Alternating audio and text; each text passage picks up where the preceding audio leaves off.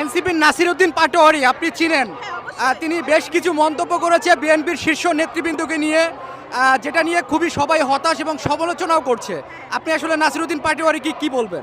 আমি বলবো একটা বড় রাজনৈতিক দলের সিনিয়র নেতৃবৃন্দদের নিয়ে কথা বলার সময় অবশ্যই চিন্তা ভাবনা করে কথা বলা উচিত। তারা আজকে থেকে নেতা না, আজকে থেকে নেত্রী না, তো তাদেরকে নিয়ে যখনই কোনো কথা বলতে হবে এটা কোনো ফাজলামি না। একটা রাজনৈতিক দলের একজন সিনিয়র নেতা অবশ্যই তাদেরকে বুঝে শুনে সম্মানের সাথে কথা বলা উচিত। আমি তার উদ্দেশ্যে বলবো, আপনি নিজে সম্মান করেন, আপনি সম্মান পাবেন। নির্বাচনের একটি মাস ঘোষণা হয়ে গেছে, আপনারা কি মনে করছেন জনাব তারেক রহমান এখন তিনি দেশে ফিরবেন? অবশ্যই দেশে ফিরবে। দেশে ফিরবে না কেন? দেশে না ফেরার কোনো কারণ নেই।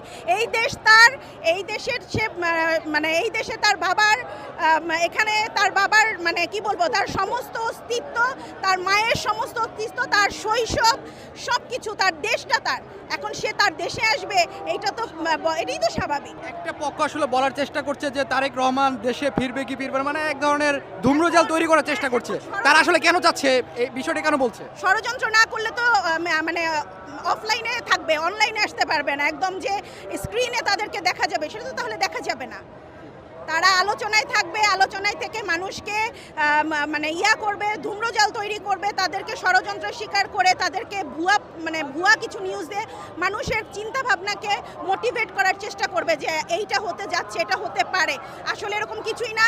বিএনপি একটি স্বচ্ছ দল, বিএনপি স্বচ্ছ রাজনীতি করে এবং আমরা অবশ্যই গণতন্ত্রের পক্ষে রাজনীতি করতেছি, এটা সবার সামনে স্বচ্ছ। বিজয় র্যালি নিয়ে আজকে বলবো যে আজকে তো আসলেই অনেক বড় একটা আনন্দের দিন। কারণ হচ্ছে আজকে যেমন আমাদের শোকের দিন, সেরকমই আমাদের একটা আনন্দের দিন। কারণ হচ্ছে 5ই আগস্টে আমরা যেই ছোট ভাই বোনদেরকে আমরা হারাইছি, যেইভাবে তারা দেশের জন্য, ছাত্র জনতা যেভাবে রাজপথে নেমে গেছিল, এটা আমাদের জন্য এবং বিএনপির বিশেষ করে যে পরিমাণ ইনভলভমেন্ট ছিল, আমাদের হিসাব মতো প্রায় 200+ আমাদের নেতাকর্মী হচ্ছে মারা গেছে শুধু ছাত্র দলের।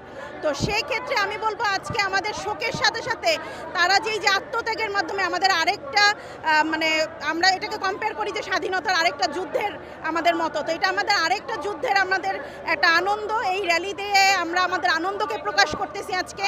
সাথে সাথে আমাদের ভাই বোনদের, আমাদের ছাত্র দলের যারা বিএনপির ইনভলভমেন্ট ছিল, সবার যে ইনভলভমেন্ট আজকের যে দিনটা আমরা পেয়েছি, তাদের রুহের মাগফিরাত কামনা করছি। আজকে আসলে নির্বাচন, একটা সরকারকে সরানোর মানে হচ্ছে যে আরেকটা সরকার আসতে হবে। একটা সরকারের সরানো মানে কি? আরেকটা সরকার আসবে। তো আমরা তো বেসিক্যালি আমরা চেয়েছি নির্বাচন, একটা নির্বাচনের মাধ্যমে একটা গণতন্ত্র প্রতিষ্ঠা হবে এবং একটা নির্বাচনের মাধ্যমে মানুষের কথা বলার যে আমাদের একটা স্পেস, সেটা আমরা